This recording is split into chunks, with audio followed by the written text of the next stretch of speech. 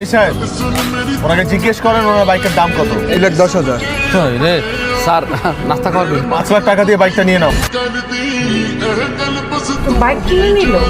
হ্যাঁ তুই জানোস না ওই লোকটা অনেক ইগো, আর ওনার ইগোতে আঘাত লাগলে সব কিছু কিনে খায়।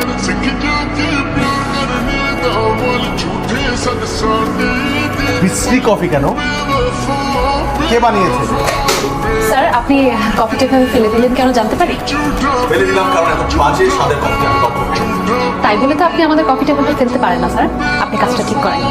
আপনি এখনই এখান থেকে বেরিয়ে যান প্লিজ। আপনি আমাকে বের হয়ে যেতে বলছেন? আপনি চেনেন আমাকে? আপনি একজন অভিজ্ঞ মানুষ। এটা ছাড়া আসলে আপনার অন্য কোনো পরিচয় জানান আমার প্রয়োজন। এই রেস্টুরেন্টের মালিককে ডাকেন। আমি রেস্টুরেন্টের মালিক। আপনার মতো একটা ম্যানারলেস মেয়ে এই রেস্টুরেন্টের মালিক জীবনে হতে পারে না। কোনো কাস্টমারের সাথে কোনো রেস্টুরেন্টের মালিকের সঙ্গে দেখা করতে পারে না। আমি তো আপনাকে কাস্টমারই মনে করি না। ম্যানেজার সাহেব, আমি এই রেস্টুরেন্টটা কিনবো। সরি স্যার, এই রেস্টুরেন্টটা বিক্রির জন্য।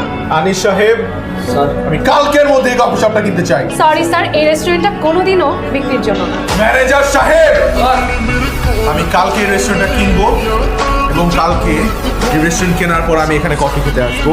তারপর যেন আমি এই মেয়েটাকে এই রেস্টুরেন্টে না দেখি।